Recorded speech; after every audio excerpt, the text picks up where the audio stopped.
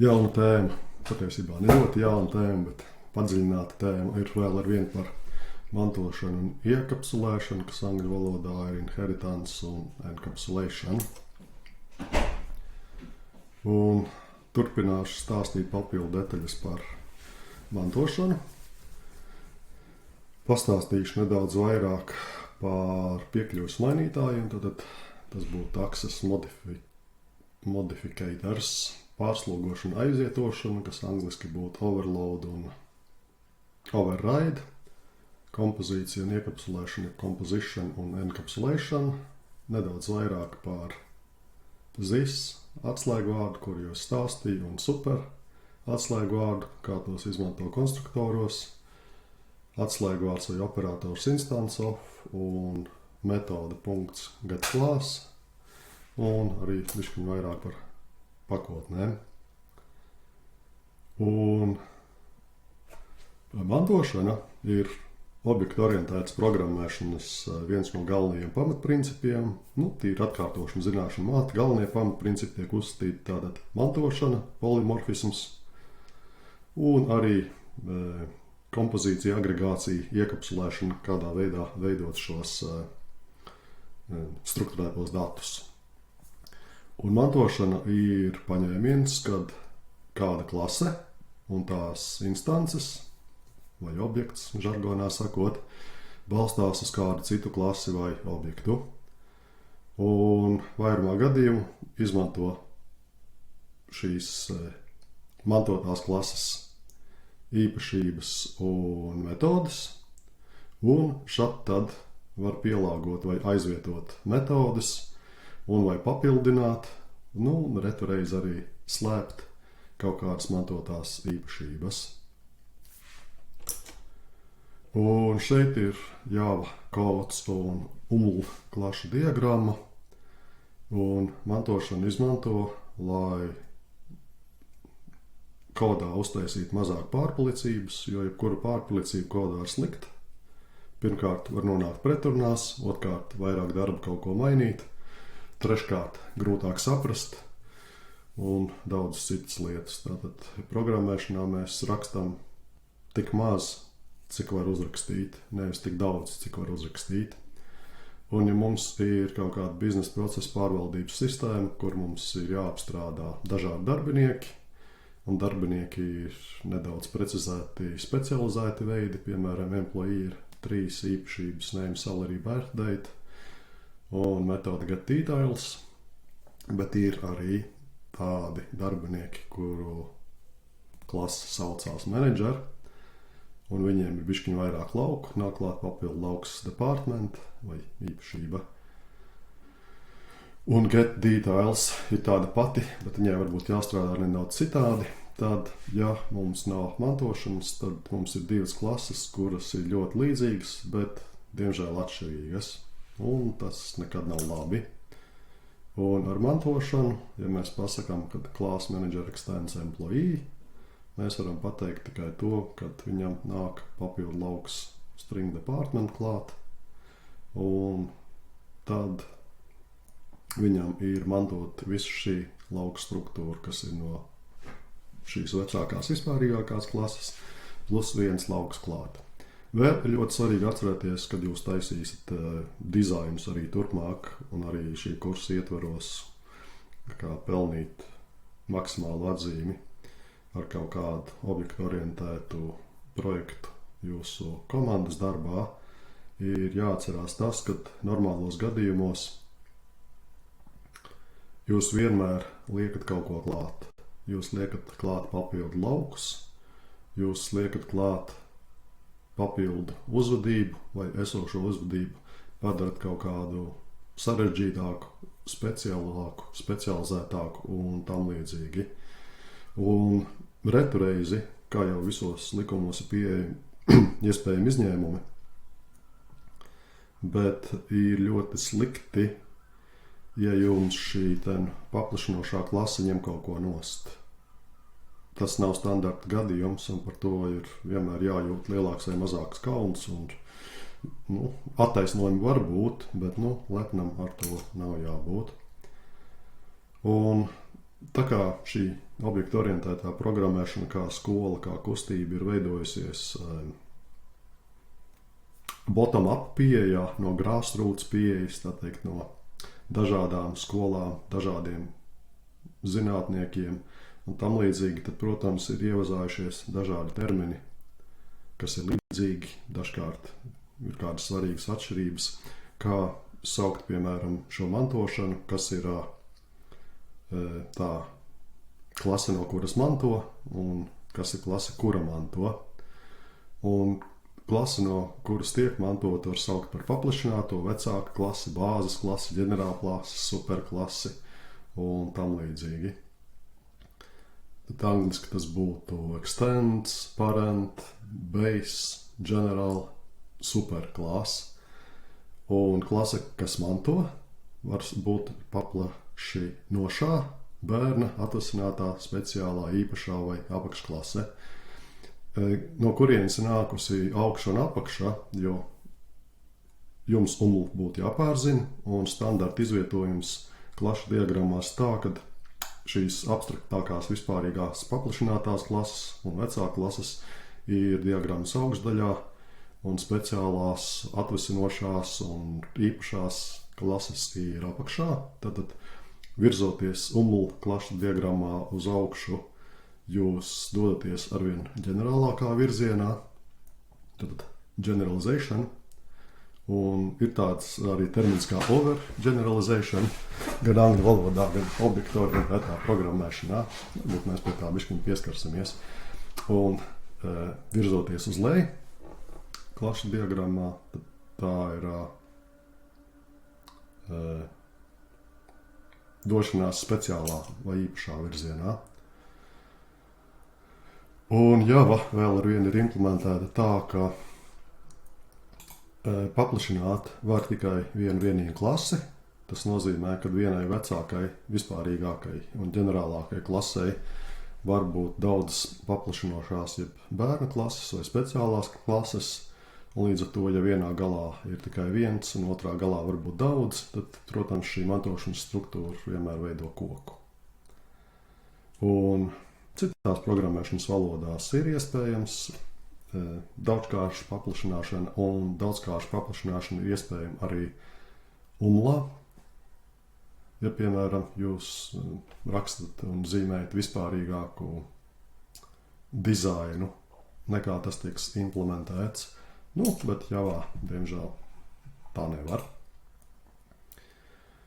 Un šie piekļuves mainītāji, access modifieri, ir atkarīgi arī no tā, kas notiek ar klašu paplašināšanu vai mantošanu.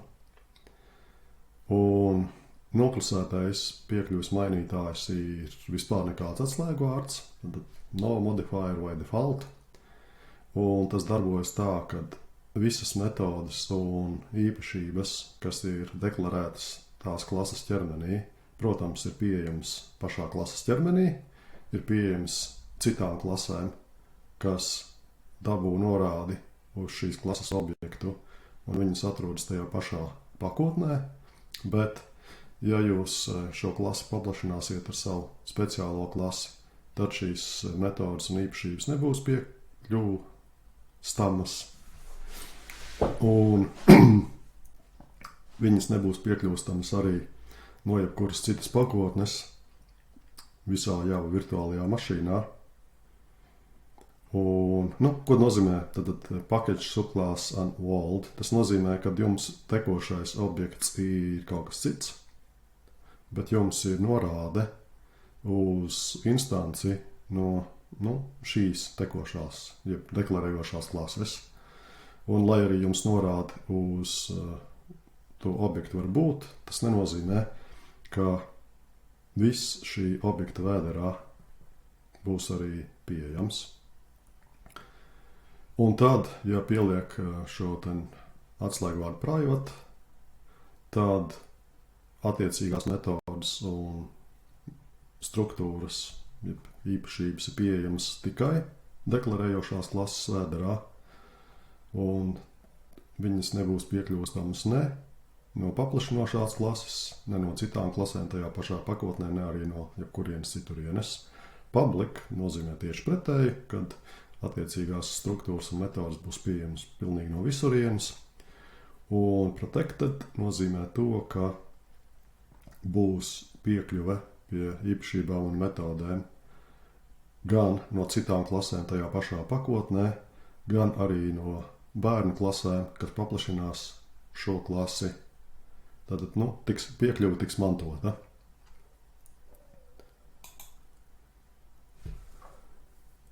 Un, kā es teicu, ļoti bieži tajā brīdī, kad jūs sākat izmantot mantošanu, jums uzvedību tiem objektiem gribās nedaudz konkretizēt vai specializēt, un tad jūs mantoto metodu varat aizvietot ar kaut ko citu. Tad aizvietošana angliski ir override. Un šajā gadījumā aizvietošana notiek tā, ka tiek sniegta papildu informācija par lauku vērtību ar kaut kādu paskaidrojumu. Un tagad es parādīšu, kā strādā atslēgu vārdu ZIS. Protams, to varēja izmantot arī un super nedaudz citādi. Tur varēja izmantot super atslēgu vārdu un šo daļu, kas ļoti līdzīgs, patiesībā varēja izsaukt ar super, atverošās, aizverošās iekārtas un tad pielikt klāt tikai šo daļu. Un tajā brīdī, kad jūs aizvietojat kaut kādu metodi, ir ļoti svarīgi tas, kad vai nu jūs nemainat tā saucamo parakstu, un paraksts ir unikāla kopa, tad kopa teorijā tas angliski ir set, un latviski tas ir nezinu kas. Kad atdotā vērtība, nosaukums un nodotie parametri ir tādi paši, bet varbūt arī nelielas atšķirības.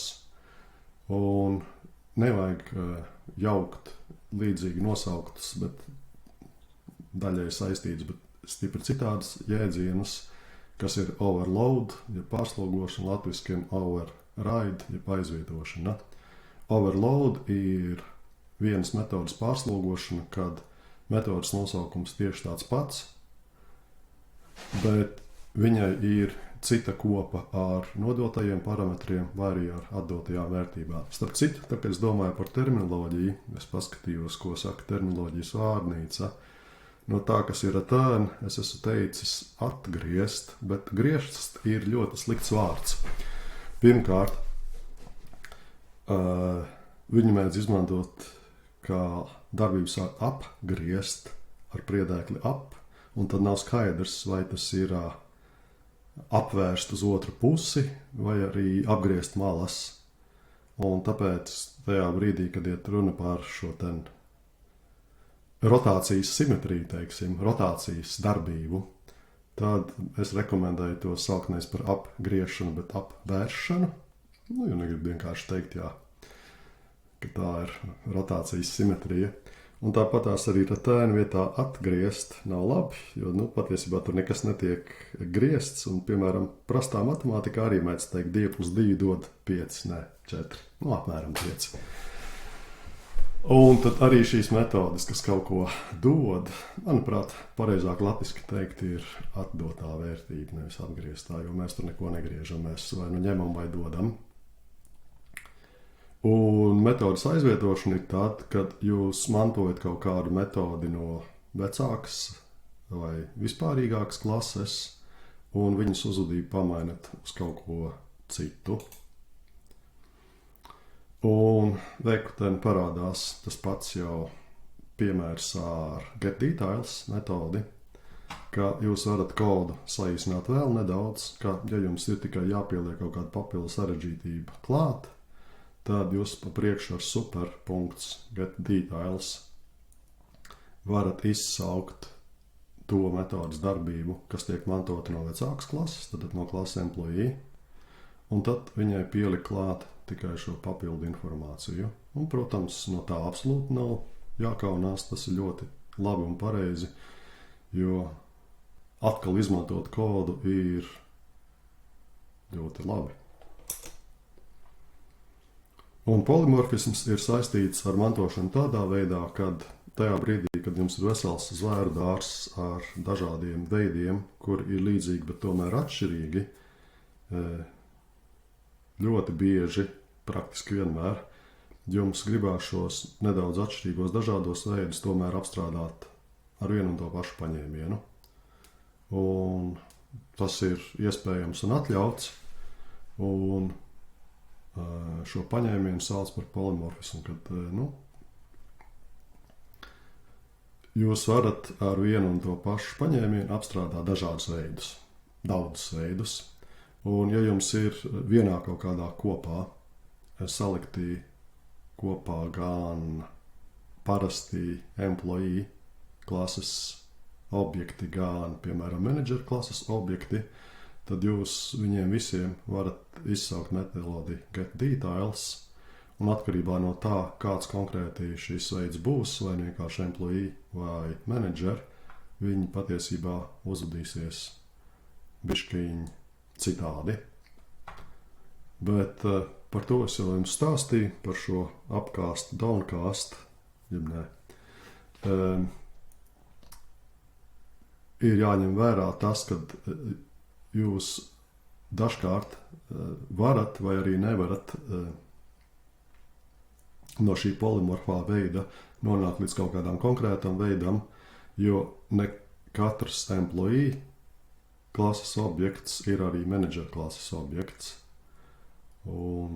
Bet katrs manager klases objekts, protams, ir arī employee klases objekts. Un polimorfismu ļoti rekomendēju izmantot arī nododamajos parametros metodēm. Piemēram, lai kaut kādu metodi find tax fate izmantotu, tad šeit norāda nevis manager, bet, piemēram, tikai employee, jo, piemēram, lai rēķinātu kaut kāds nodoklis vai tam līdzīgi, mums neinteresē, kāds konkrēts apakšveids tas objekts patiesībā ir. Līdz ar to mums nevajag pārlādēt metodes ar daudziem apakštipiem. Mēs šeit izmantojam vienu vispārīgāko tipu, ar kuru mēs varam strādāt tieši tāpat.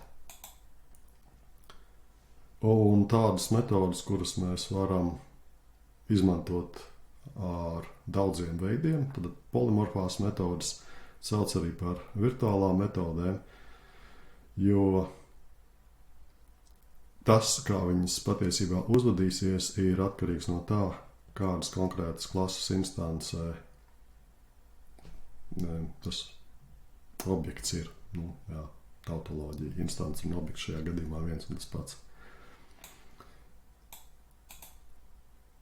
Un tajā brīdī, kad jūs aizvietojat kaut kādu mantotu metodi, ir ļoti svarīgi tas, ka vai jūs šo parakstu metodē nemainat, tad atdotais veids, metodas nosaukums un nodētie parametri tieši tādi paši, vai arī jūs varat atdot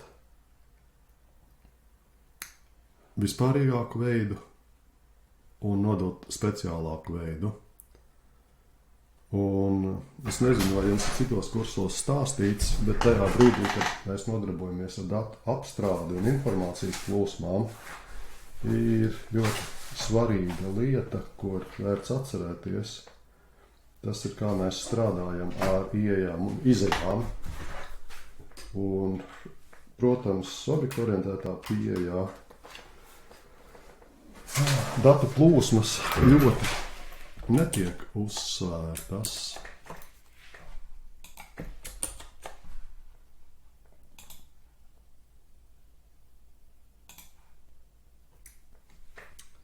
Bet ideja ir tāda, ka, piemēram, par kur iet runa par strukturētiem datiem.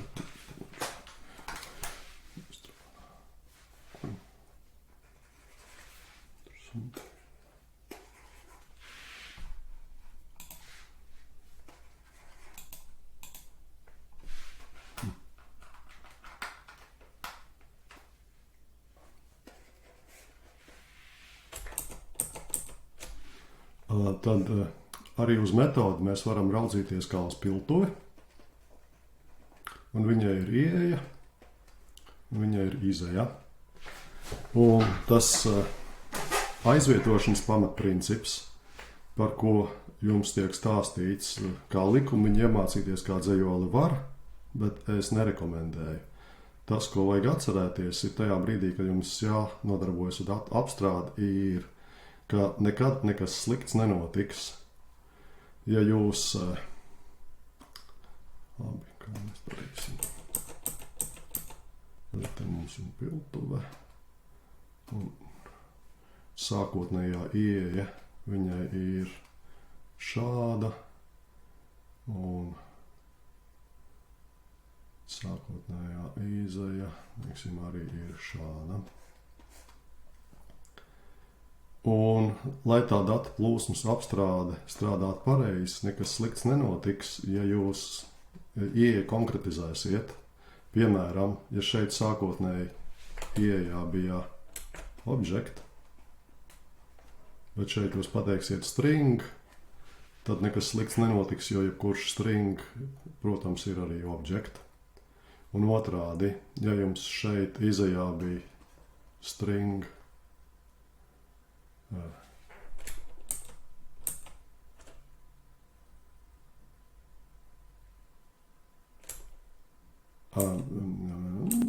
jāsāk no jauna. Tad nekas slikts nenotiks, ja jūs nodostat šaurāku tipu, bet ir labi, kad jūs no šaurāka tipa saņemat lielāku tipu. Tātad šās ieejas piltuve, jo jūs padarīsiet lielāku, vienmēr ir pareizi. Tad nododot parametrus, jūs varat nomainīt objektu par string, bet tā, ka jūs viņus saņemat, tad nekas slikts nenotiks, ja jūs string vietā apgalvost, ka var saņemt jebkuru objektu. Tas ir svarīgi. Tātad ieeju jūs paplašinat, un otrādi, ja izejā no sākuma tika atgriezts jebkurš objekt, bet jūs atdosiet izejā tikai string, kas ir šaurāks apakštips, atkal nekas slikts nenotiks.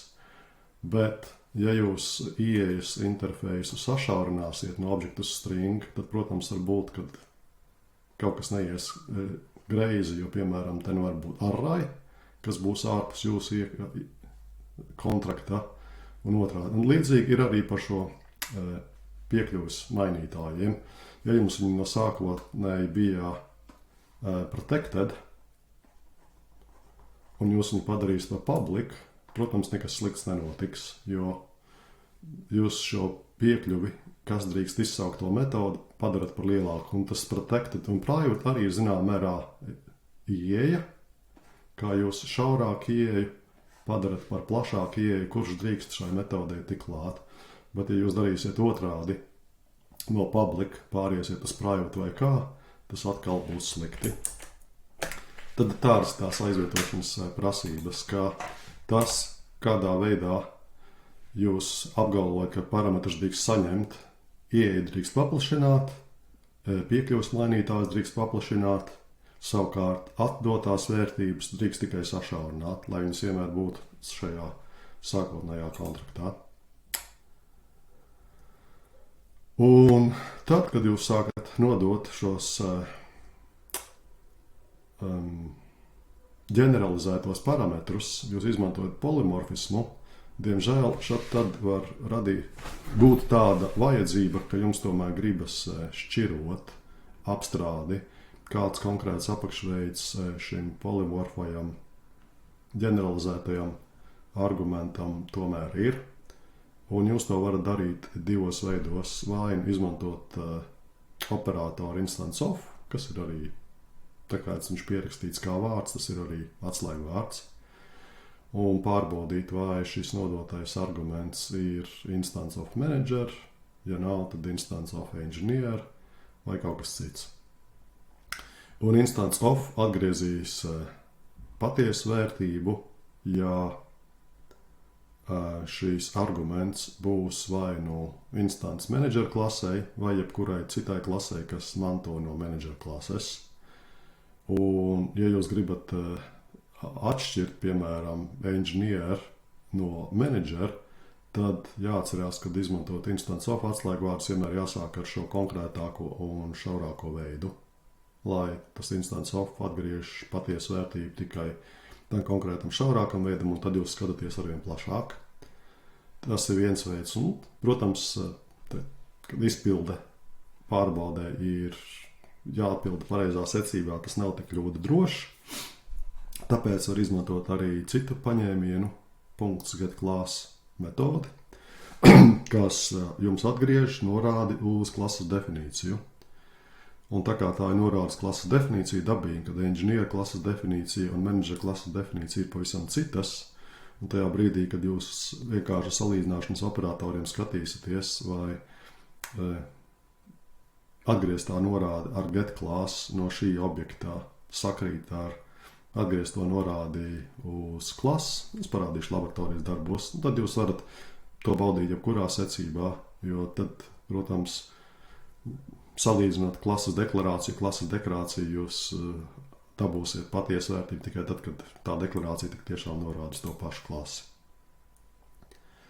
Un tajā brīdī, kad jums vajag nodarboties ar typecasting, tātad veidu pārliešanu, šiem objektiem, jeb norēlažu veidiem, ir jāatcerās, ka upcasting vienmēr notiek bez jebkādām problēmām, jo jebkuras konkrētas klases instance ir arī Javas object klases instance, jo no turienes sākās visa šī paplašināšana. Un tātad jūs varat ģeneralizēt, jeb pārliet uz augstāku un augstāku superklasi to veidu bez jebkādām problēmām. Bet pārliet uz leju var būt problēmas, jo iespējami gadījumi, ka jūs mēģināt šo pārveidošanu darīt nepareizi. Jums it kā ir employee klases instance, jūs viņu mēģināt pārliet uz manager, bet patiesībā tas ir engineer, un tad, protams, tas nesanāks. Un tāpēc šī pārliešana uz leju ir jātaisa vispirms pārbaudot, vai tas ir instance of, un ja ir, tad var pārliet. Kāpēc varbūt gribēties pārliet? Tāpēc, kad atceraties, ka atkarībā no tā, kādas jums ir šīs klases piekļuves, piemēram, kaut kādi lauki vai metodas ir bez jebkāda piekļuves mainītāja, tad, ja jūs viņu ģeneralizēsiet, tad šie lauki jums nebūs redzami, jo šajā raugoties uz menedžeru kā vienkārši uz employee, vai raugoties uz menedžeru kā uz employee, jūs neredzēsiet šīs papildu lietas, kas ir pieejamas. Atcerieties, kad jums bija šī klase employee.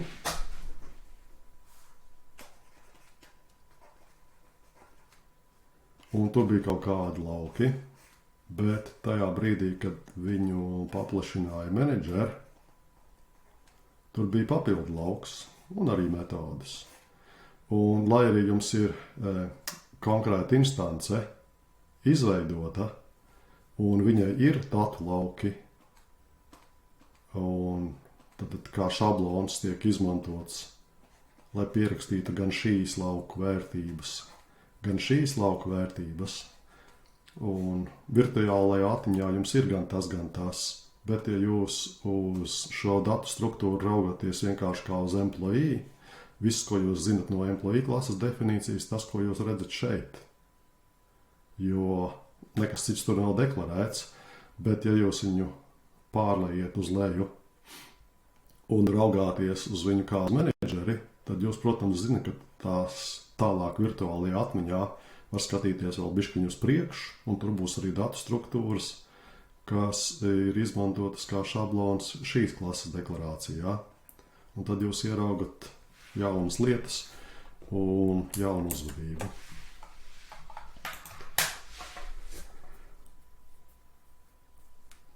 Lūk, un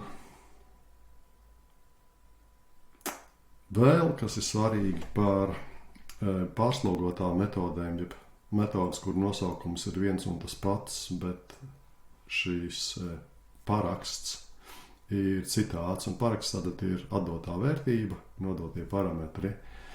Nelaime ir tā, ka dažkārt jūs domājat, ka tie paraksti ir unikāli, bet viņi nav unikāli. Un šos unikālos parakstus var dabūt jūs izmantojot primitīvus veidus. Piemēram, float ir skaitlis ar peldošo punktu, un double ir vesels skaitlis. Bet viņiem abiem diviem ir cik baiti? 16 baiti, man liekas, garums, un tā kā viņiem nav šīs preambulas, kurš saka, kā references veidiem, ka es esmu instants no šādas un tādas klases definīcijas, tad viss, kas ir saglabāts virtuālajā atmiņā un kas par viņu struktūru zināms, ir tas, ka tālāk seko 16 baiti. Un jūs nevarat pateikt, vai šie 16 baiti ir skaidrs ar peldošo punktu, vai vesels skaidrs, vai arī jaunākā javā, piemēram, ar zīmi vai bez zīmes vesels skaitlis. Un tad var būt tā, ka dažas no kaut kādām metodēm jums var neļaut pārslogot, jo kompilators tad ir neapmierināts, ka viņš nevar atšķirt vienu metodu no citas. Un dažkārt pārslogo arī konstruktorus. Tad, kad mēs runāsim, man liekas, mēs runāsim arī par dažādiem dizaina rakstiem, kas ir dizaina patērns, ir tas, ka, lai kods būtu īsāks, vienkāršos gadījumos jūs varat nodot konstruktoram nevienu parametru vai tikai dažus, un sarežģītos gadījumos daudzākus. Un, lai nebūtu tā, ka jums kaut kādi nevajadzīgie parametri tur jāraksta 0,0,0,0,0, kas arī ir slikts stils, tad pareizāk ir pārslogot klašu konstruktorus un uztaisīt viņiem šos parakstus tādus, kādus jums ir ikdienā jāizmanto. Un tad ļoti bieži jūs izmantojat ZIS atslēgvārdu, lai no viena konstruktora, kurš savāc mazāku skaitu argumentu, izmantot pilno implementāciju, kur saliek pilnīgi visus datu laukus, un tad vienkārši ir tā teikt krievu valodā zagluška, angliski stab. Jūs aizbāžat mutī tam pilnajam konstruktoram, tā kā viņš, teiksim, pieprasa salikt kaut kādas lauku vērtības, tad jūs saliekat nulles primitīvos veidos un null šajos references veidos, lai varētu izmantot vienu kopīgu implementāciju vissarežģītākam konstruktoram no tādiem arī vienkāršākiem.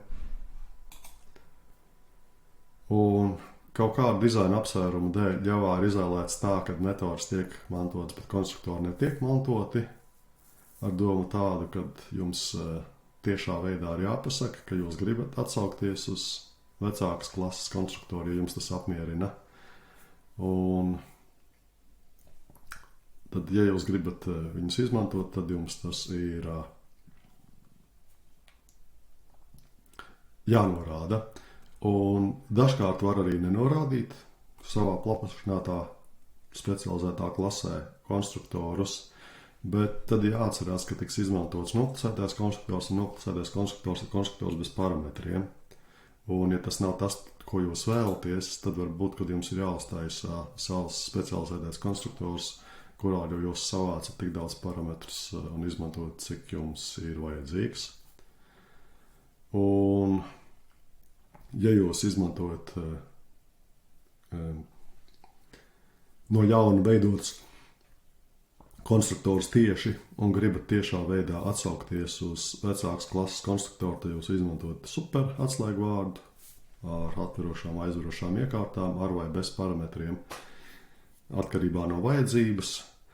Bet ir jāatcerās tas, ka ja jūs neteiksiet jau kodā neko, tad konkrētajā klasē izmantos konstruktoru atsaucot uz super līdz pat Java object klasē, kura neizmanto nekādus parametrus. Un līdz ar to visas datu struktūras, kas jums tajā klases instancē būs taisītas, būs vai nu nulle primitīviem veidiem, vai nu null šiem te norāžu veidiem. Un man liekas, ka mums laboratorijas darbā pie tā varēsim arī pieķerties, ka dažkārt var dabūt kompilācijas kļūdas, ja neinteresējas par to, kā netiešā veidā tiek izsaukti konstruktori. Nu, un ten ir konstruktori piemērs, kur tiešā veidā ir pateikts arī bērnu klasē, kāda konstruktori ir, un ar super atslēgu vārdu atsaucās uz vecāku klasi, kurā ir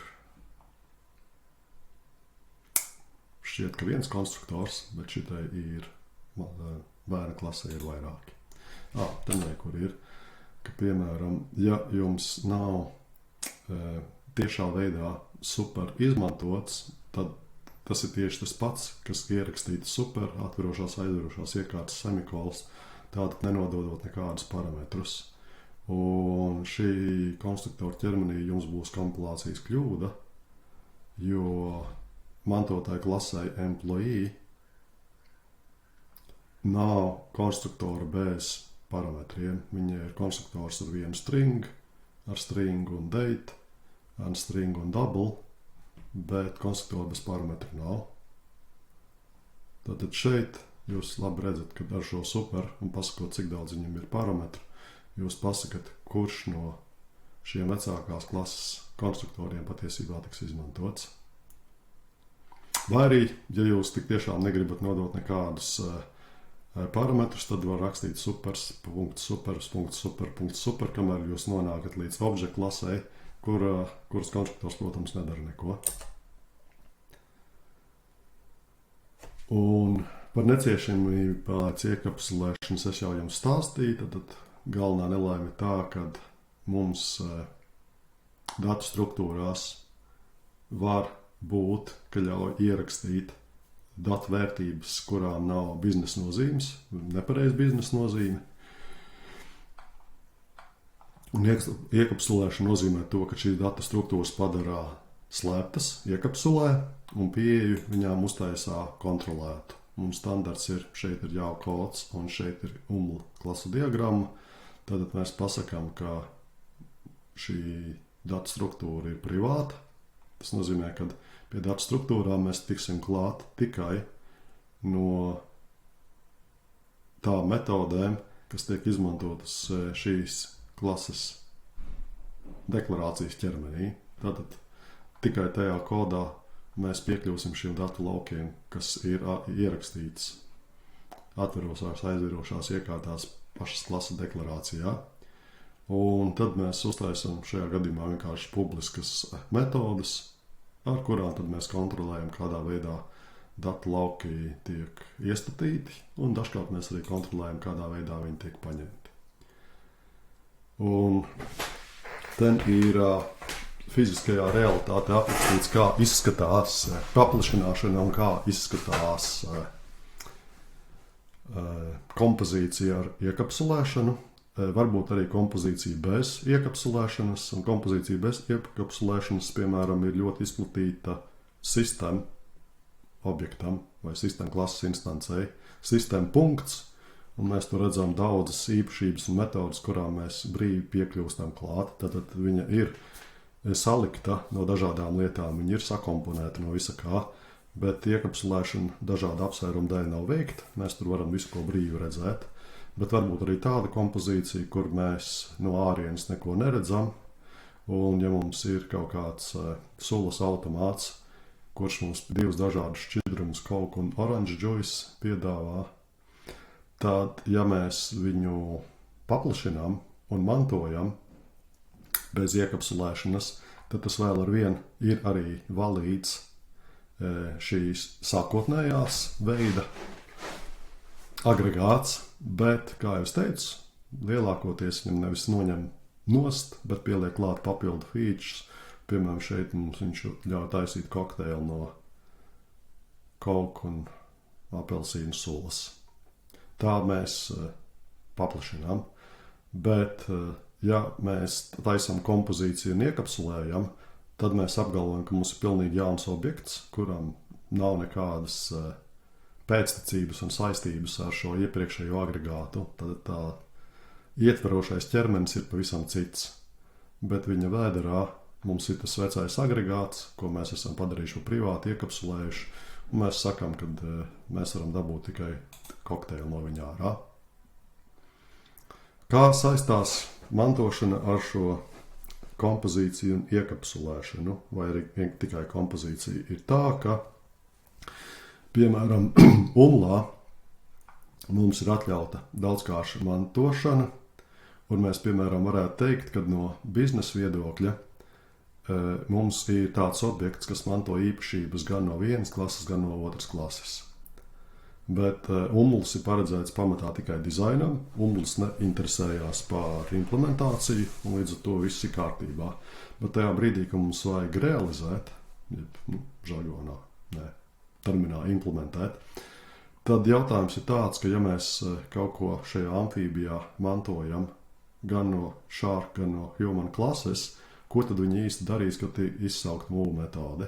Skaidrs, no biznesa viedokļa mums ir labi, viņa ir amfībija, viņa peld tā, kad vajag, un iet tā, ka vajag, bet ar konkrēti programmēšanas valodu ir jākod, jo tā nevar tā pateikt, tur ir jāizdomā, kurš kods tiks izmantots, un jau dizaineri izdomāja, ka viņi ar šādām riebeklībām necīnīsies, un tāpēc daudzkārt šā mantošana nebūs iespējama. Un kādā veidā Javā to var apiet? Jūs apējat tādā veidā, ka jūs uztaisat, sakomponējat pilnīgi jaunu klasi, kura nepaplašina ne Shark, ne Human klasi, bet kurai iekšā ir iekomponēti tātad šī Shark un Human klašu,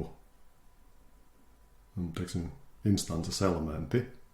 Un, protams, Javā tas izstās tā, kā izstās kompozīcija Javā, ka jūs sarakstat, ka šeit šīs klases vēderā, un šie lauki, protams, tiks izmantot kā šabloni instanču veidošanai, jums būs gan Shark, Haizivs, gan arī cilvēka daļas. Un tad, ja jūs to neiekapsulējat, tad ir tā vilcieniņu notācija, ka jūs uztaisat kaut kādu amfībijas instanci, un tad jūs redzamā veidā tiekat klāt punkts, cilvēka daļa, mūv, vai punkts, Haizivs daļa, punkts, mūv. Līdzīgi tā kā sistēma objektam Javā. Un tad tur atkarībā no tā, cik daudz ir nenoslēpti, neiekapsulēti šī iekšējā struktūra, tur var būt punkts, kamēr jūs tur arvien dziļāk nonākat. Bet, ja jūs negribat, lai to izmanto ļaunprātīgi, un jūs negribat visiem rādīt savas implementācijas nērtības un brīnumus un tam līdzīgi, jūs šīs daļas varat padarīt pa privātām un izķiksēt uz āru un padarīt publisku tikai mūvu metodi, un šīs mūvu metodas iekšēnē tad jūs arī izdomājat, kādā veidā tā mūvu metode strādās, un, protams, jūs izmantojat šo Haizivs un cilvēka daļu, lai emulētu, lai realizētu vajadzīgo uzvedību, bet uz ārējo pasauli jūs to nekādā veidā neparādat. Un daudzās programmēšanas valodās, starp citu, kurās šī daudzkārtējā mantošana ir atļauta, patiesībā viņa ir arī realizēta tā, ka to, ko jūs sakat, ka jūs dažādi mantojat, patiesībā jums ir datu struktūras un norādes izmantojamām metodēm, no veidnēm, no šabloniem šīm dažādām klasēm. Un realizācijā viņi aizstāja daudzkāršu mantošanu ar šo kompozīciju. Tikai viņi to nesaka. Un vēl tad, kas ir svarīgi, mums ir tajā brīdī, kad dzīve paliek sarežģītāk, mums jāsāk strādāt ar Java pakotnēm, packages. Un mēs vienmēr varam izmantot noklusēto pakotni, un no noklusētās pakotnes mēs varam importēt jebkuru citu nenoklusēto pakotni, lai mums vienkāršos gadījumos kaut kāds rakstītos viegli. Bet tajā brīdī, kad mēs gribam citiem padarīt pieejamu savu realizāciju kā biblioteku, tad izmantot kodu no noklusētās pakotnes var tikai noklusētajā pakotnē. Tas nozīmē, ka principā mums viss jābāž vienā lielā maisā. Mums nav nekādas šīs strukturizācijas par piekļuvi un nosaukumiem un tā tālāk. Un tāpēc agri vai vēl mēs nonākam pie tā, ka mēs savas klases liekam kaut kādās pakotnēs, lai varētu padarīt viņas strukturēt pieejamas arī citām pakotnēm. Tad sākās package atslēgu vārdi, kur ir vienkārši kaut kāds teksts. Un tas nosaukuma konvencija tāda, ka katrs punkts nozīmē pakotnieks, pakotnes, iekšpakotnes, kas agri vai vēl, protams, noved failu sistēmā līdz mape, iekšmapes un tad kaut kādi faili. Un tad, kad mēs gribam importēt no kādām citām pakotnēm, tad ir import, un mēs atkal norādām šo pakotni. Ja mēs gribam pilnīgi visu, visas klases no šīs pakotnes, tad ir punkts zvaigznīte vai arī punkts konkrēta klase. Un dažkārt mēs gribam arī tikai konkrētas metodas importēt, parasti tās statiskas metodas kaut kādām lielām rīku klasēm, kā tur, piemēram, math klasē un tam līdzīgi, tad var būt arī punkts un kāda statiska metode.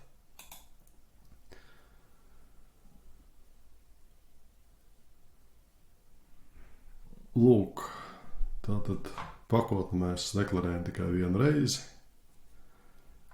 pašā kāda sākumā pirms klases ķermeņa un pirms klases deklarācijas. Un tas, kur fiziski šādas klases atrodas mūsu failu sistēmas, atkarībā no projekta iestādījumiem, var būt dažādi. Ja tas ir kaut kāds Maven projekts, tad viss projekts ir kaut kāda viena kopīga mape, un tad ir kaut kāds SRC vai arī TST, test un tam līdzīgi, un tad apmēram no kaut kāda sākotnējā senča, virsmapes, tas, kas ir šeit vārds punkts, tas ir mape, iekšmapes. Un importu paziņo šiem deklarācijām ir arī jābūt unikālai kopai. Jau kompilators atšķirībā no citām programmēšanas valodām nelamājas. Ja jūs importējat kaut ko lieku, ko patiesībā neizmantojat, moderns izstrādes rīki to, protams, rāda kā brīdinājumu. Un ja jums kāda klase ir noklusētajā pakotnē, vārds sakot, jums ir pateikts package un kāds ir šīs pakotnes nosaukums, tad jūs nevarat importēt citas kaut kādas klases, kuras ir vienkārši bez pakotnes deklarācijas. Ideja ir tāda, ka tajā brīdī, kad jūs apzināties savu projektu sarežģītību, tad tikai apzinoties projektu sarežģītību, jūs arī varat to visu izmantot. Un, lai nebūtu šis DLL hell, tad dinamisko biblioteku L Javā, tad nosaukumu konvencija tāda, ka pakotņu nosaukumiem ir jābūt unikāliem jūsu projekta ietvaros, un lai viņi daudzums būtu unikāli dažādos projektos uz visas pasaules. Jā, pakotnes balstās uz to, ka, piemēram, tīmeklim un internetam ir universāli resursu identifikātori, kas ir interneta vajadzībām nodrošināt unikāli visā pasaulē. Un tāpēc tie, kas strādā kompānijās, ļoti bieži pakotnes sākās ar COM, kompānijas nosaukums un tā tālāk. Atšķirībā no interneta, protams, kas ir vecāks pakotnēm, Javā ir taisīts pareizi. Vecākā pakotne ir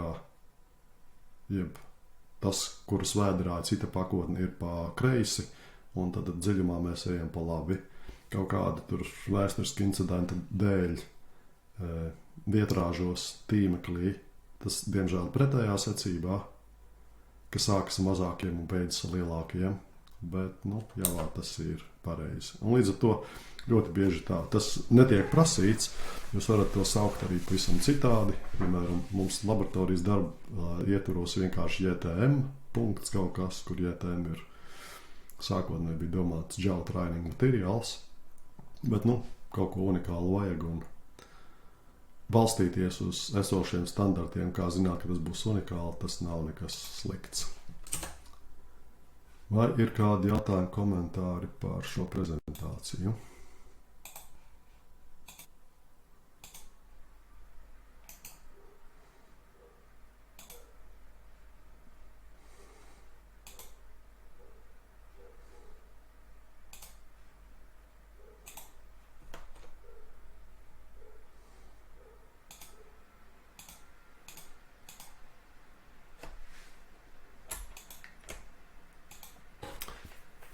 Un praktiskā darba daļā mums ir jāspēj pielietot vismaz daļa no tā, ko es stāstīju šajā teorētiskajā ievadā.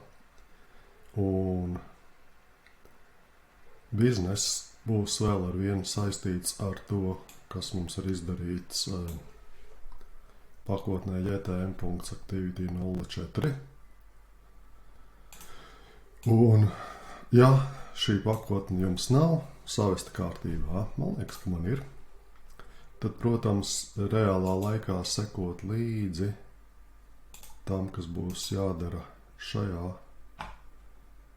laboratorijas darbā, varētu būt grūtības, jo mums ir šajā gadījumā viena pakotne atkarīga no citas. Man par laimi 4. pakotne strādā.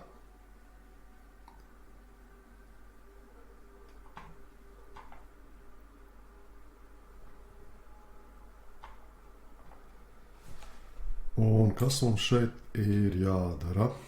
Tad mums ir jābalstās uz to, ko mēs esam dabūjuši un uztaisījuši iepriekšējā laboratorijas darbā, bet mums ir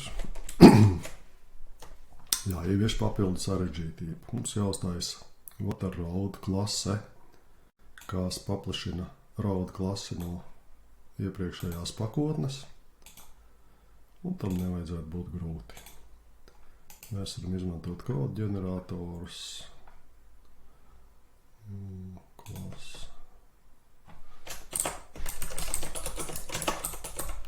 Un šeit, man liekas, es jau esmu rādījis, tikai nepievēršos uzmanību, ka mēs netiešā veidā paplašinām jau.lang.objekts. Tas ir pilnais pakotnes nosaukums klasi. Bet šoreiz mēs paplašināsim klasi.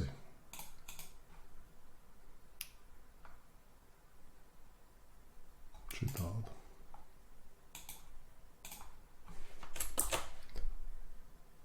Un man liekas, ka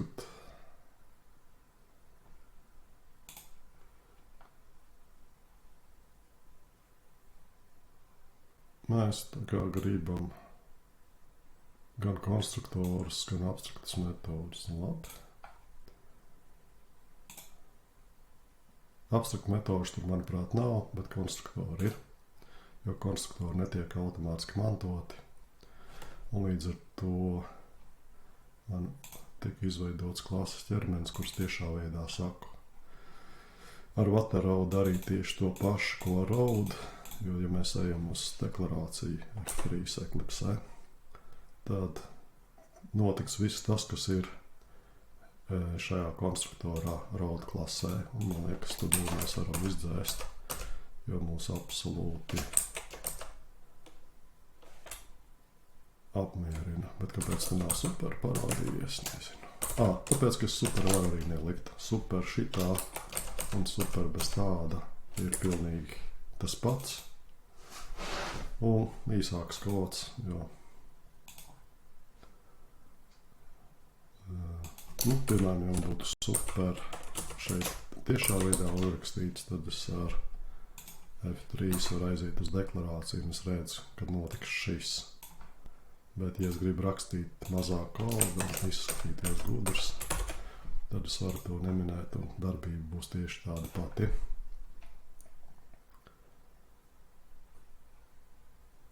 Un tagad mums vajag pārrakstīt to string metodi. Nevis pārrakstīt, bet aizvietot.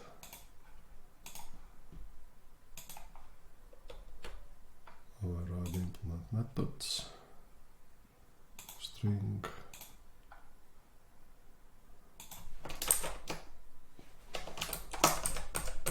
Un šis anotācija var nelietot, bet mēs viņu lietosim, lai padarītu kompilātoru laimīgu un lai pateikt, ka tā nav kļūda, kad mēs tiešām gribam aizvietot mantoto metodi.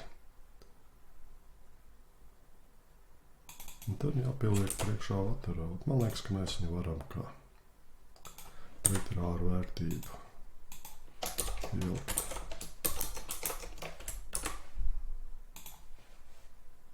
Un tad mēs pieliksim bla bla bla.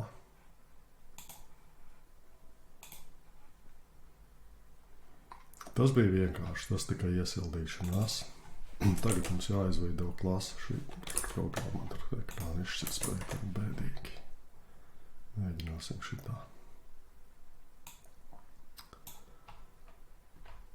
Kur ir tā pakotne? Šitajā pakotnē jauna klase.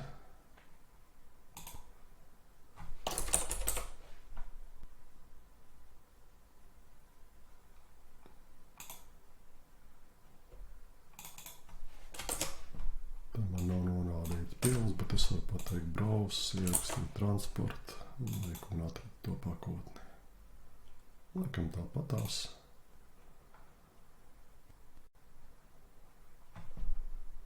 Un šeit mums ir jāpieliek papildu sarežģītība.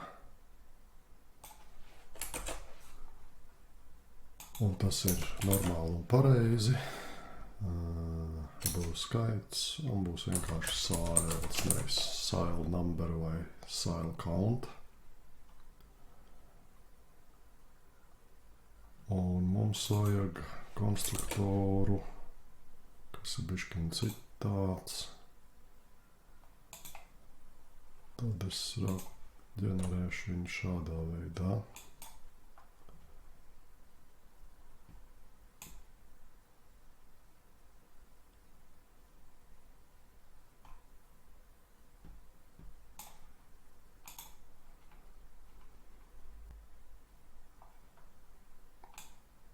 Bet viņš man salika pārāk daudz. Man šitādus laukus nevajag. Un ten ir atkal jautājums par to, kā es padaru kompilātoru laimīgu. Tad biznesa prasības tādas, ka mums nevajag izmantot ne consumption, ne tank size, jo tas ir burkuģis, tad ļoti zaļš un ekoloģisks. Un patiesībā jau visiem burkuģiem mūsdienās ir arī fosilā kurināmā dzinējs, bet mēs dzīvojam ideālā pasaulē. Šeit mums tāds vienkāršots modelis. Un tad mums vajag aizvietot metodi move, ko mēs arī paļaujamies uz kodu ģenerāciju nedaudz. Tātad override implement methods move. Un šeit mums biznesa prasība tāda.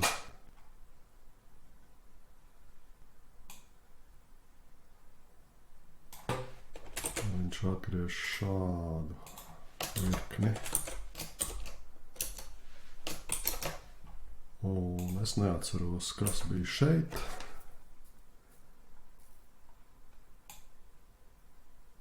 Un šeit bija cannot move, blah blah blah is moving on. Is sailing on. Un ten jums var rasties pārdomas. Ir divas dažādas skolas. Vai jūs paļaujaties uz esošo un kaut ko lāpat, vai nepaļaujaties? Es esmu tāds skolas piekritējs, kurš paļaujas uz esošo un lāpa, jo tā ir vieglāk un mazāk kļūda, bet ir lielākas atkarības. Bet, šajā gadījumā, kad mēs paļaujamies uz kaut ko vispārīgāku, tā nav tā sliktā atkarība kā coupling, bet, pieļaujama atkarība. Un tāpēc es darīšu kaut ko tādu.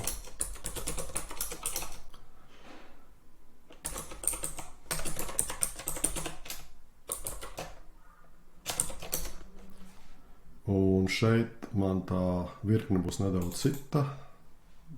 transporta pasaka, ka viņš ir is moving on, bet mums vajag sailing on. Nu, tad viņi ir izlāpījuši.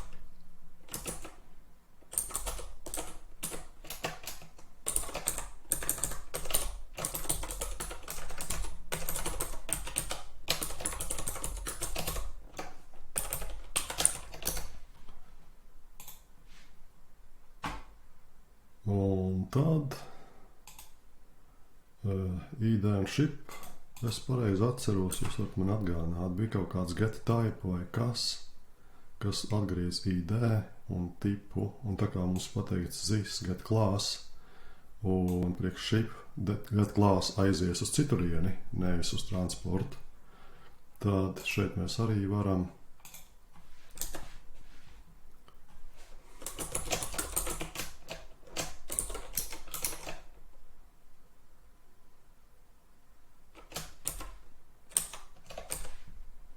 un man liekas, es pat varu šito tādu salikt visu kopā.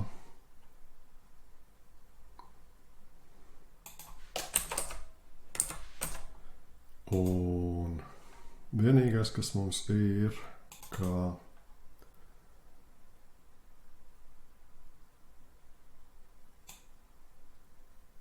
ja road nav other round, mums jāatgriež cits teksts. Un tad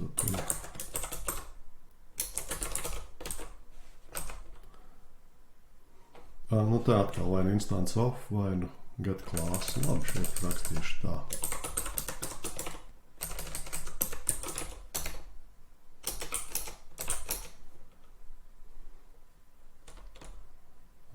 Teiksim.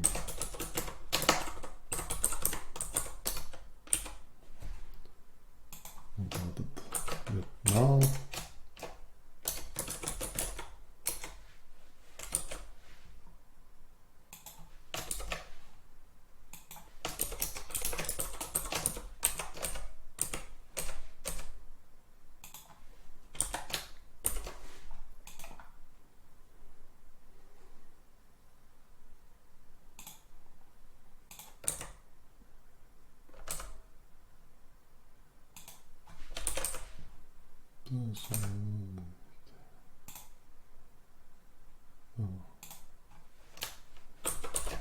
Dīvaini, prasās pēc iekalām, bet nu labi. Un iespējams, ka šis arī ir realizēts. Tad šeit, kāpēc es mēģināju tā, tas ir future proof, jo ja vienīgais, kad ir jāsaka, ka nevar darīt to, ja tas nav other road, tad man ir ērtāk skatīties, nevis vienkārši uz road, kā tas ir šobrīd, bet tur varbūt parādīties arī kaut kas cits, ground road, whatever. Tad es tik tiešām nav šī konkrētā klase, tad, un vēl pievērsiet uzmanību šim vienkāršam operatoram, ko viņš dara. Ar get class mēs dabūjam norādes klases deklarāciju, un šeit mēs dabūjam norādi caur konkrētu objektu, un ja tas būs kaut kas cits, viņam aizvedīs uz klases deklarāciju kaut kur citur. Un šeit mēs dabūjam norādes klases deklarāciju, norādot, kurai konkrētai klasē mēs šo deklarāciju gribam. Tā kā tās abas divas norādes, tad mēs, protams, norādes varam salīdzināt vienkārši kā skaidrus.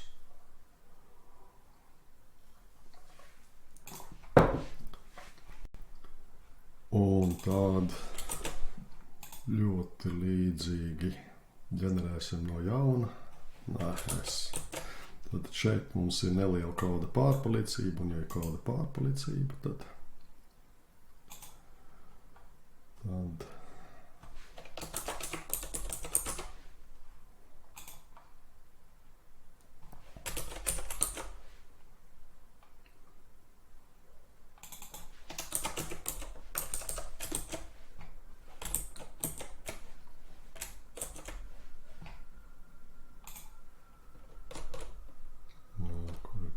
find replace ship mums jāizstāv.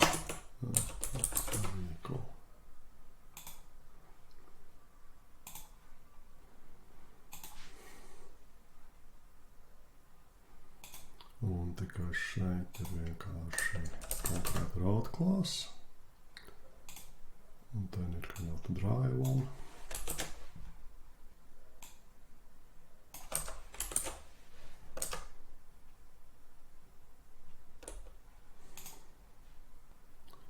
Un tad ir moving ir jāatstāj uz driving. Te vēl kaut kas bija. Kas mums tad bija? Tagad tad int.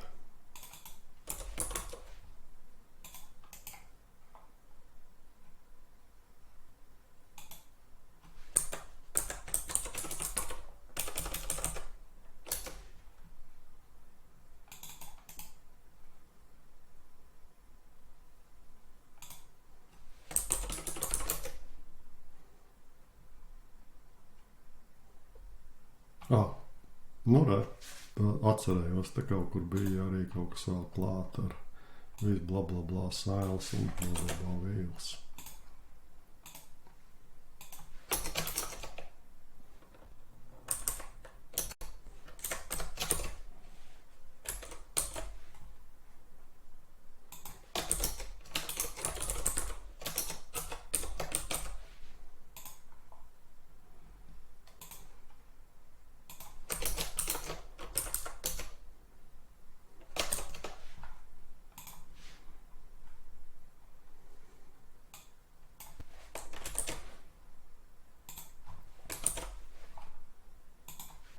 Un par to jau stāstīju, ka smagnējākos gadījumos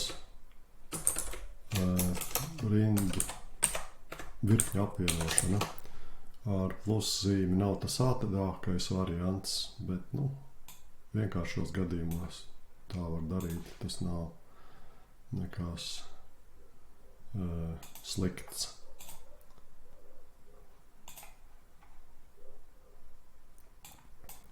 Nezinu, vai mums vienību testi.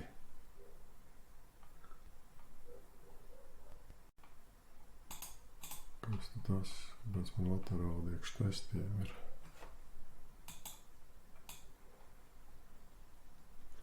Sorry.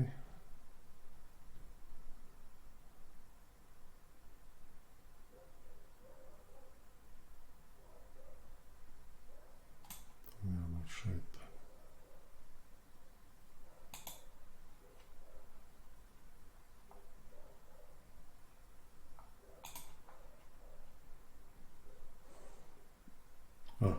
Ceturtajā. Tā, piektajā. Kur viņš tas salicis? Es tā. Salicis ceturtajā. Nekas. Tad tam jābūt šeit. Tam jābūt šeit. Tam jābūt šeit.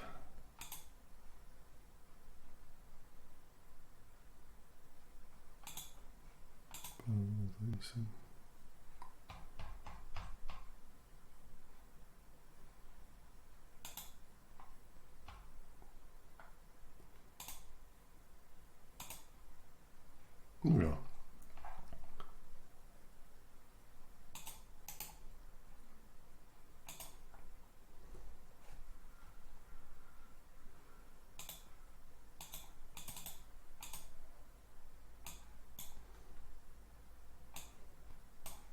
Mums jāsāk ir ar visu klašu izstrādi, izveidi. Un tad būs liela pārdomām par šo, ka mums no biznesa prasībām ir kā vispārīgā umlā prasīts, ka būtu jābūt klasei amfibija. Tagad es viņu uzreiz veidošu jaunā, bet pareizā pakotnē.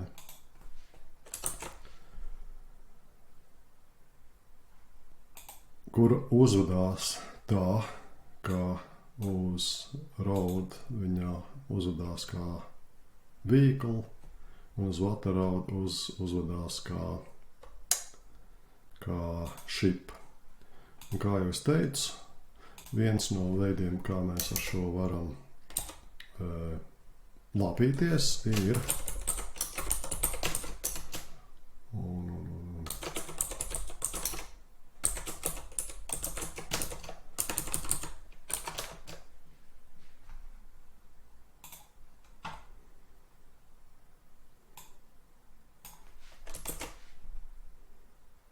labi. Mēs viņus iekapsulējam, lai neredz, cik tas briesmīgi izskatās. Un mums vajag šādu konstruktoru.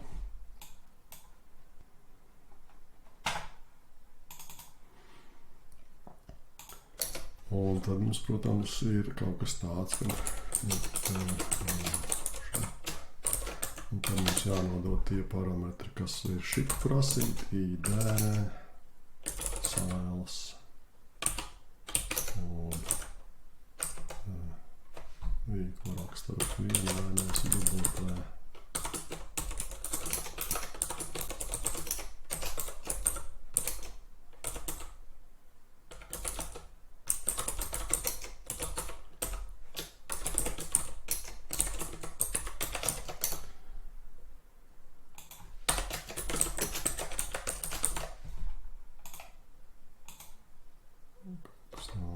Kāds tas konstruktors viņam izskatās.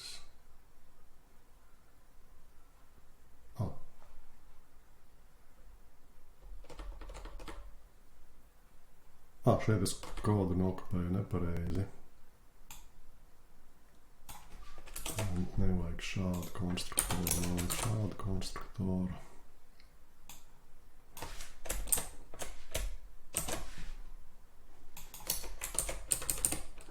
Un šitais varbūt pat nav vajadzīgs.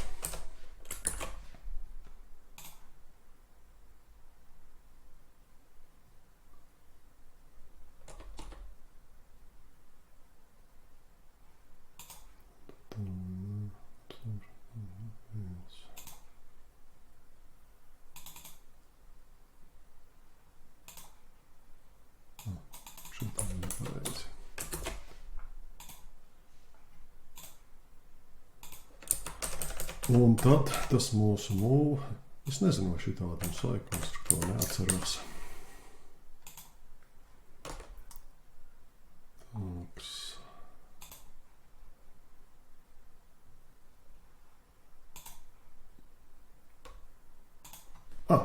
Ok, tātad es varētu šo metodi rakstīt pavisam jaunu, bet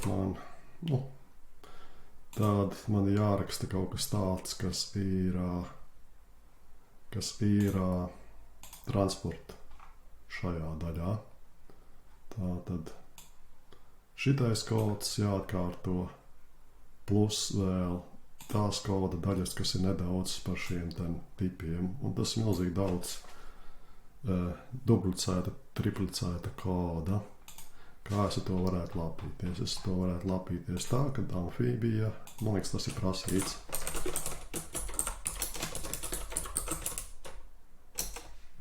Transport. Pareizi uzrakstīju, man liekas, ka jā.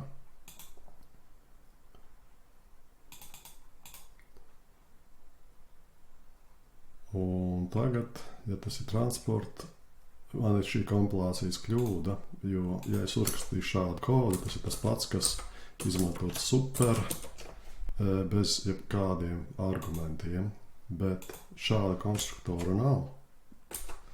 Vienīgais konstruktors, kas transportam ir ar šādiem parametriem, bet man tā kā tieši tad būtu tas jānorāda. Un tagad ir problēma tāda, ka man daudz vieglāk implementēt move metodi. Tad mums vajag aizvietot move metodi. Un ir kaut kas tāds.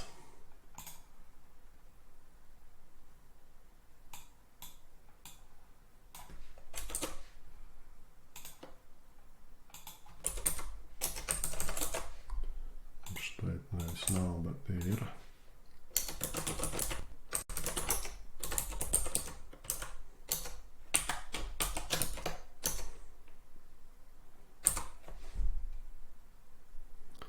Un šeit super nevar, jo mums jāuzvedās kā vehicle, nevis kā transport. Nu, kā mēs varam darīt? Jā, ievēro šo simetriju, tad kaut kas tāds. Kas man tur bija?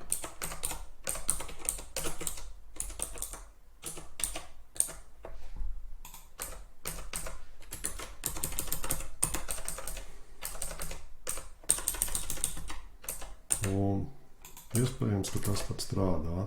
Nē, es pārliecināts, varbūt ir kaut kādas kļūdiņas.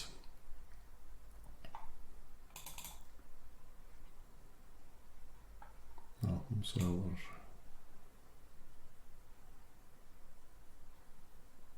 Mums vajag string float, int, byte, int. Interesanti. String float, int, byte, int. Kas tad tie tādi ir?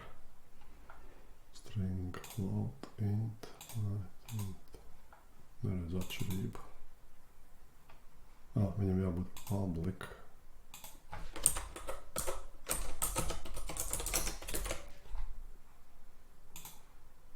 Man liekas, arī citiem konstruktoriem man nav. Tīri formatēšanas problēma, pēc laterāla vajag atstarpi.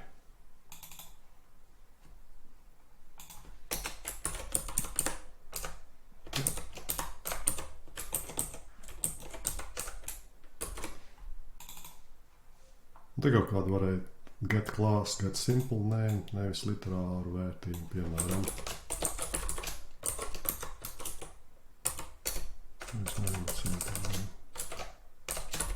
Name ir arī ar pakotnes nosaukumu.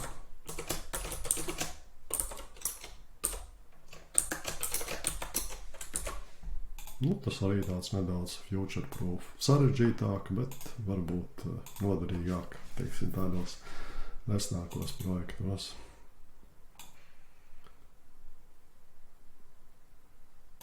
Un tad mums ir... Tad mums jau tas type ID bija, tad man to priekš vehicle nevajag. Jo tas jau no super tika mantots.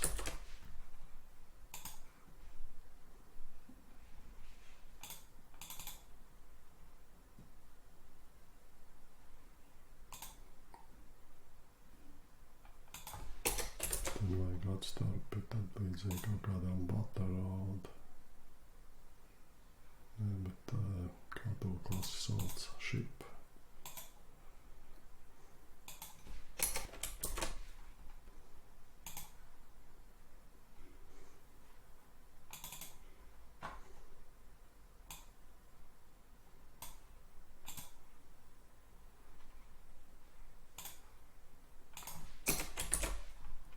Kā jūs redzat, protams, sīkumu arī daudz laika aizņem.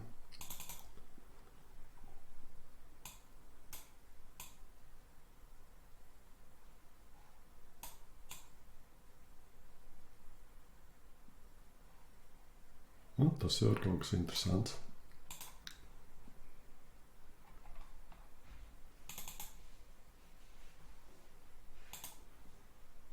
Un jautājums, vai tas attiecās uz ship, vai tas attiec uz amfībiju.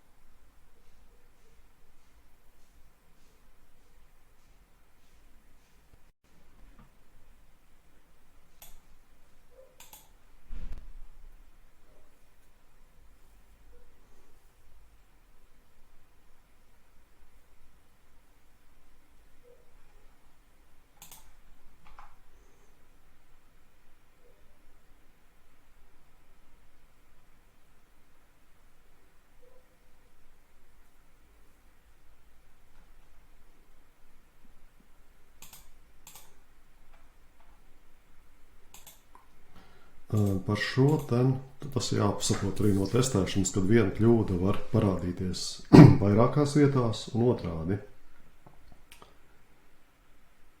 viena redzama kļūda patiesībā var būt summa no vairākām kļūdām implementācijā, bet šeit es pagaidām neredzu nekā īpaši nepareiza.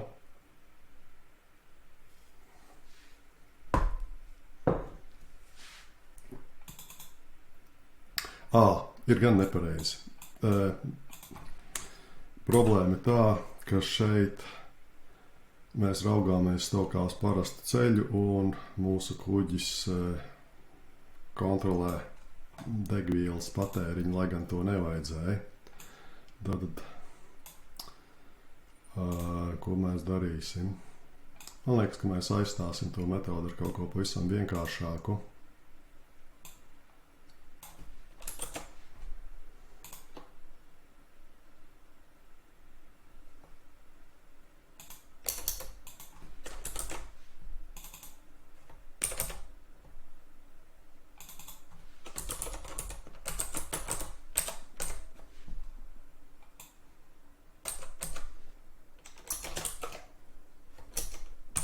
Jo mums nav jākontrolē degvielas patēriņš kuģim.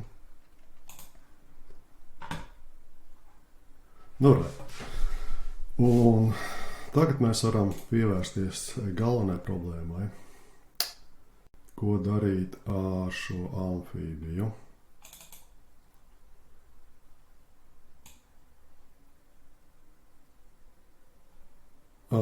Piemēram, mēs varam vienkārši palāpīt, kad mums viņai jāizvadās kā amfībija, nevis vehicle. Labi, mēs viņu varam izlāpīt. Kur ir amfībija?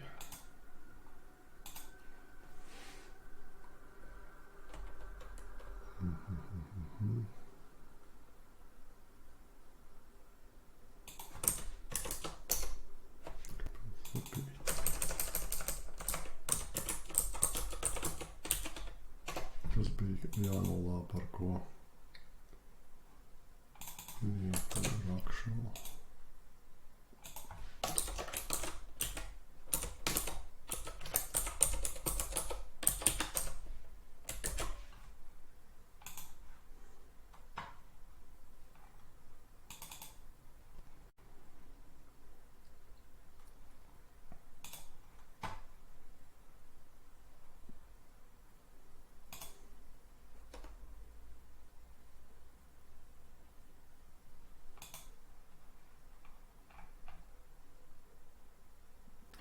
Un šitā jau ir diezgan grūta kļūda, jo tagad atturēsim to izpildes režīmā.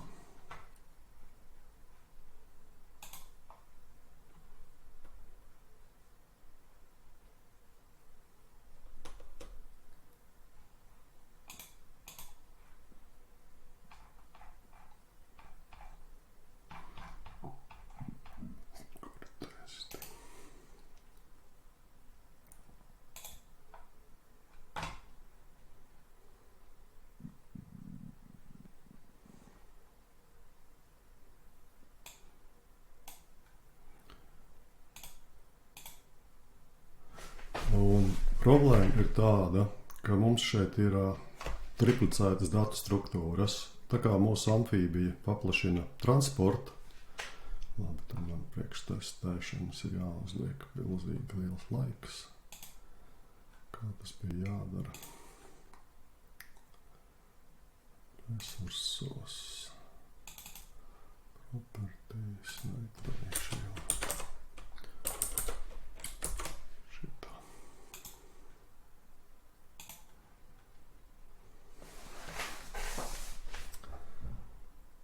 Un, ja mēs paskatāmies, kādā veidā mums tekošais objekts, kas tad ir amfībijas klases instance, izskatās, ten ir datu struktūras, kas ir mantotas no transporta klases, tātad consumption, fuel in tank, ID un tank size.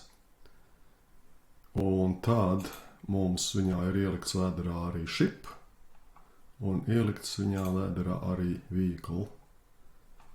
Un katram no viņiem vēl ir ID, tank size, šitam papildus wheel, šitam papildus sails, izstās absolūti ārprātīgi.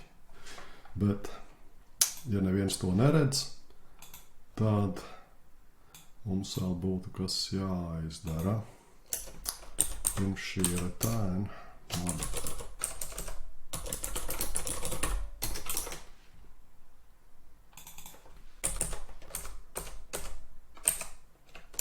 Un tad mums jāpasaka this set fuel in tank ir fuel in tank.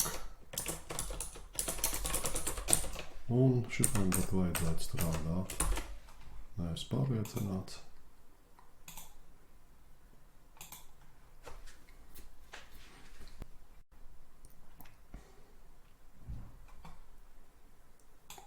Tad šobrīd struktūras, kas mantotas no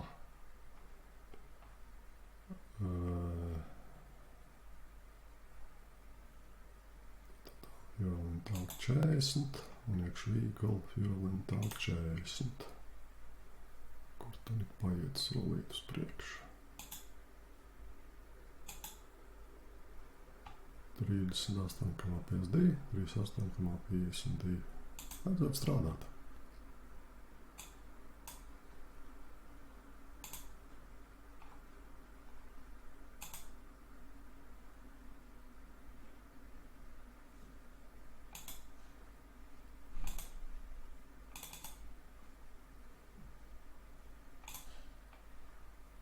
Tur mums vajag šip nomainīt uz amfībiju, ja?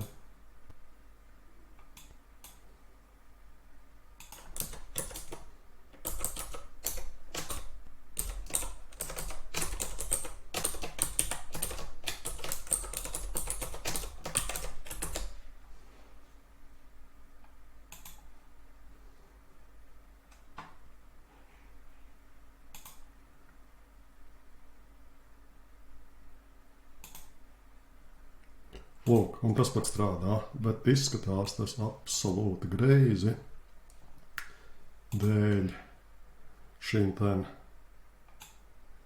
triplicētām datu struktūrām. Un dažās legacy sistēmās iespējams, ka tieši tā arī ir, bet par to absolūti nedrīkst lielīties, un tāpēc ir slēgtā koda sistēmas. Jo kā atvērtā koda sistēma to izsmiet katrs kamināls linkums, kas redz kodu un datu struktūras. Un ko mēs šeit varam darīt? Tad šī dimanta problēma, kad viens ir vairāki, parādās biznesa prasībās regulāri, un jūs to nevarat realizēt, un vienmēr ir kaut kā jālāpās. Un šitādā veidā to lāpīt īsti labi nav. Ja mums nebūtu prasība, kad amfībija ir jābūt transportam, un man liekas, ka mums ir šeit, tad mēs varētu tikai duplicēt datu struktūras starp šo iekapsulēto šipu un iekapsulēto vehicle. Tad pa 1/3 labāk tas būtu, bet tāpat diezgan slikti. Bet šādi darīt nav labi, jo, ir atšķirība, vai jums gigabaitu vajag rezervēt diska vietu, lai datus saglabātu, vai 3 gigabaitus aptuveni. Un, protams, uzturēt šādas sistēmas ir absolūti nebaudāmi. Ko mēs varam darīt? Pirmkārt, mums tad nevajadzētu šos. Ja mums nav šo, mums uzreiz trūkst divas lietas. Mums trūkst byte size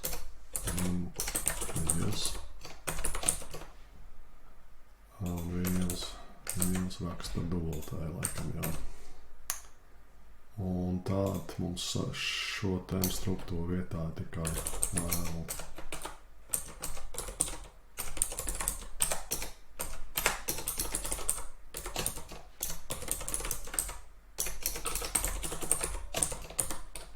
Un datu struktūras izskatās jau daudz labāk. Bet tagad mums ir bišķiņ grūtības ar kodu, ko mēs varētu darīt. Un mēs varētu darīt kaut ko tādu.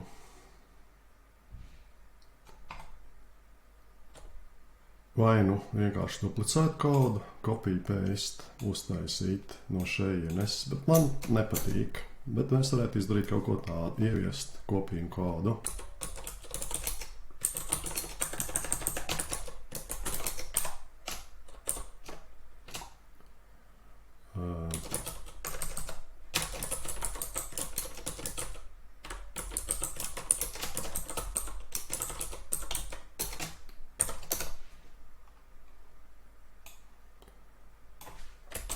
Un tas arī nav ideāli, jo citiem statiskas metodas nepatīk.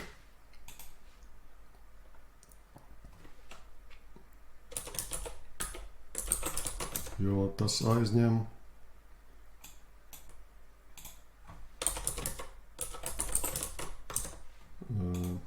vietu virtuālajā atmiņā.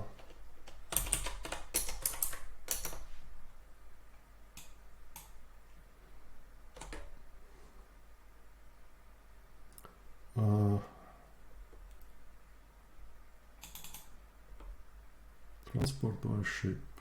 Labi, lai tas būtu.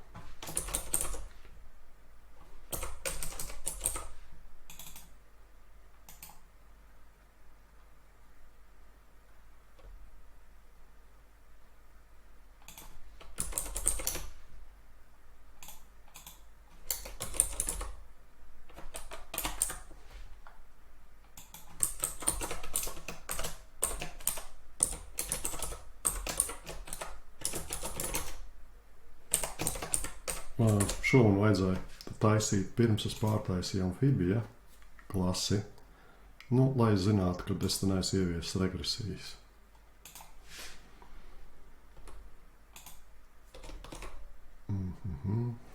Bet tā man īsti labi nesanāks, jo tad es sev sašaurinu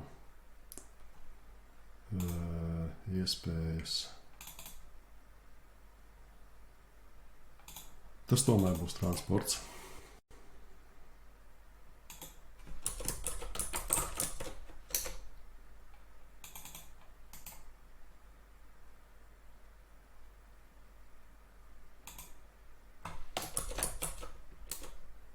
Ups, to man nevajag.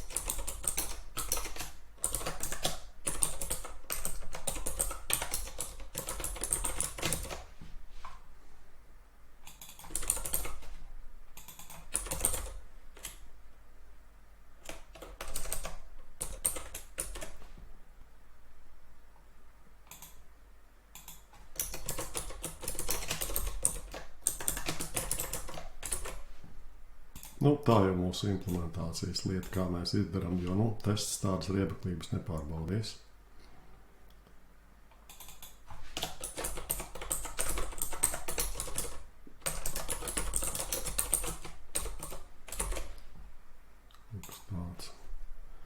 Un tad mēs varētu darīt kaut ko tādu. Ja tas ir ūdens ceļš,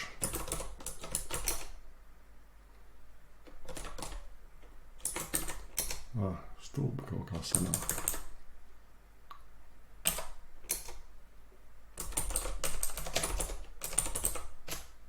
Tāpat man jauns ceļš jātaisa. Labi, es parādīšu, kā tas varētu strādāt. Jo šip tāda kūmas nevajag idē. Sāns.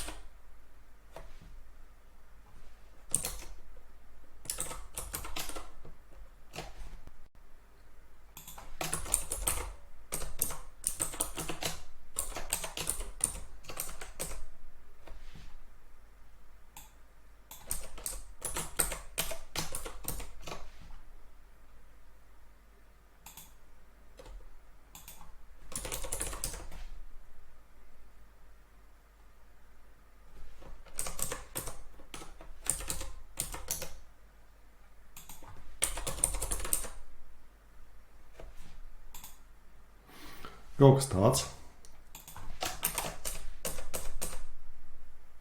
Un, labums tāds, ka šeit es uztaisu īslaicīgu datu struktūru, lai aizbāztu multitām, bet, viņi vismaz nedzīvo tur mūžīgi, un tāda temporāri ir. Un tas arī nav ideāls variants. Un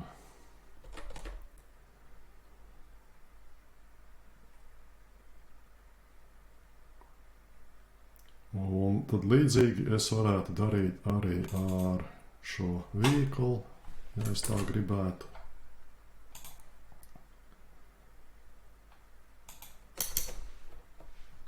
Un kā man būtu jāsāk?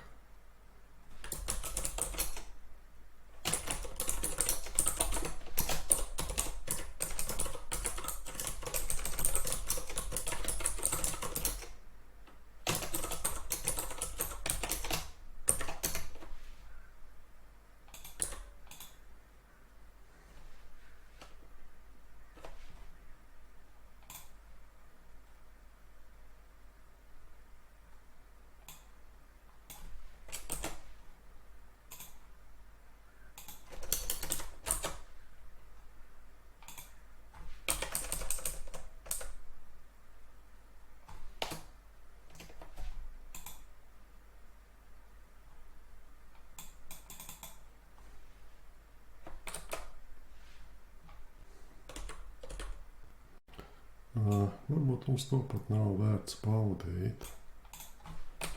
Mēs varētu tikai tā, ja transporta ir instance jau, jo tas mums viss ir izdarīts.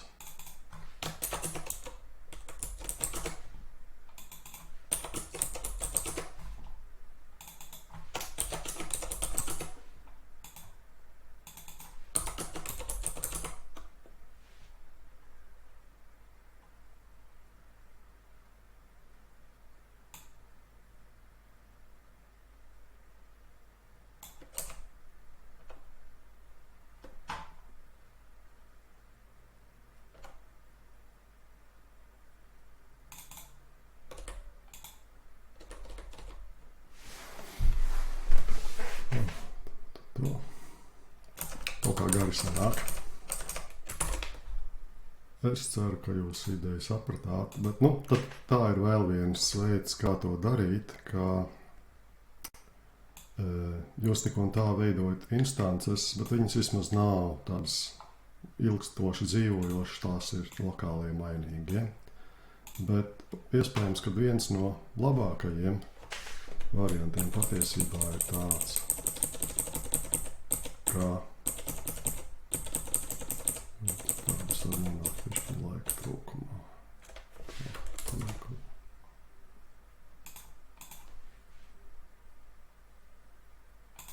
Interesanti.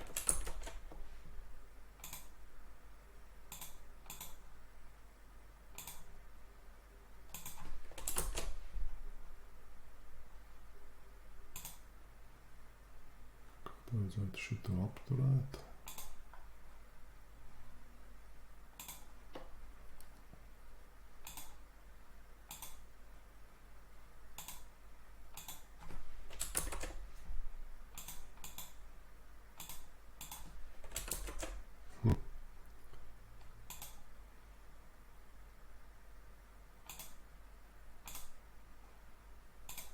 Tas neizskatās labi.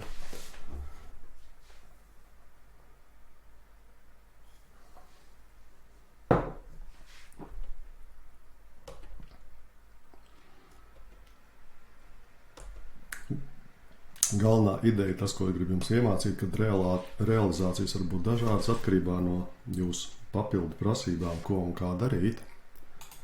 Bet, ja mums būtu vairāk laika, es pie tā pievērsos, uztaisīt arī ejošu piemēru ar tādu, bet tā kā tagad man varētu arī kaut kas nebūt kā nāk, pārbaudīsim, kādā stāvoklī man ir projekts ir bišķiņ salūzis.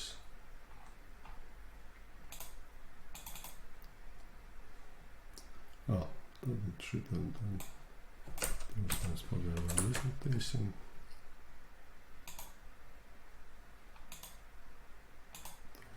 Tā.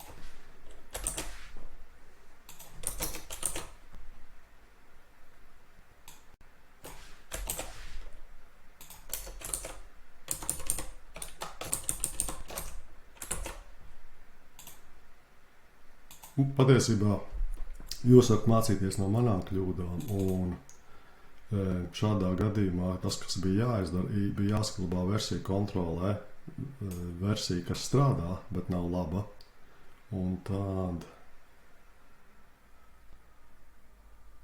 tād jāpievērš kaut kam citam, bet, jā, labāk mācīties no svešām, nevis no savām kļūdām. Tā ir klase, vīkula. Neatceros, kas tur bija par vainu. String floating int. Šitais ir int.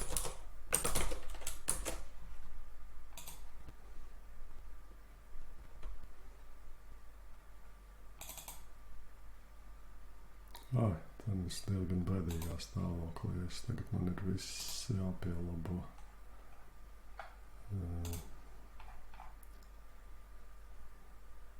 Sāls.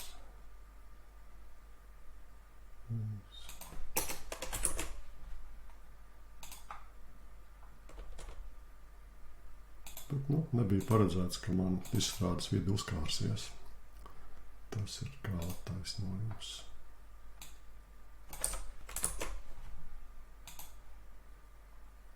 Tā kā, piemēram, es pieredzu Ctrl Z nospiest.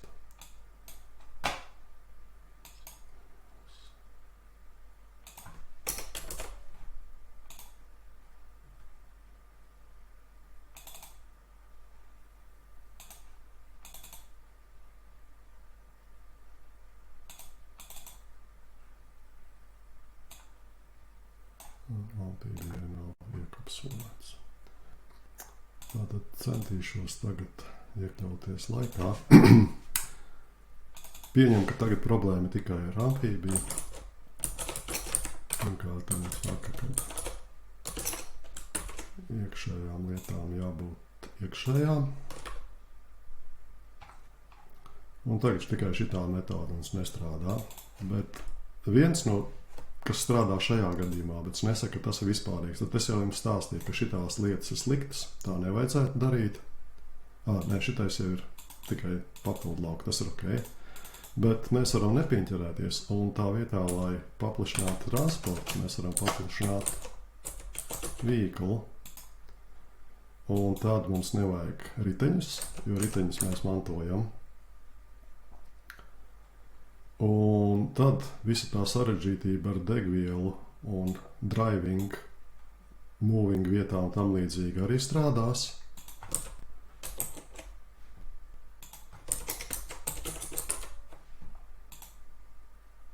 Un šitais mums nav vajadzīgs. Un šeit, tajā ship, ir salīdzinoši vienkārši.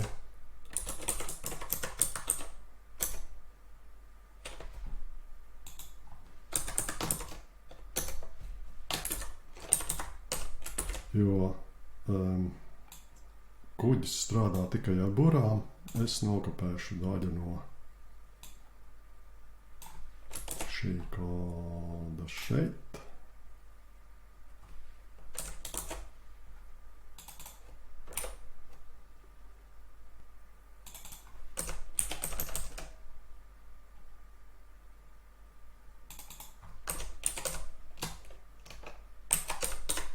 tā. Iespējams, ka tas arī pat strādā. Šito.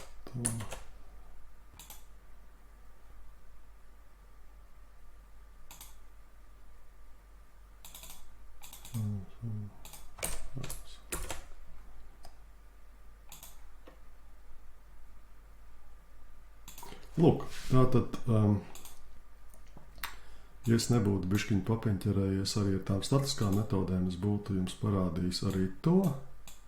Un tas ir vispārīgāks gadījums, bet tas arī nav ideāls, jo tajā brīdī, kad jūs sākat uztraukties par to, cik daudz operatīvās atmiņas tiek izmantotas, vai vispār virtuālā atmiņa, tad statiskas metodas arī var nepatikt. Bet šajā konkrētā gadījumā ir interesanti tas, ka mums ir izdevīgi izmantot šajā diamantu problēmā nelielu asimetriju. Ka, lai arī prasība ir tāda, ka amfībijai jābūt vienkārši transportam, mēs to varam konkretizēt un pateikt, ka tas patiesībā ir viegli, jo mums tā ir izdevīgāk. Pirmkārt, kodi salīdzinoši maz, un tagad es viņu palaižu atļūdošanas režīmā.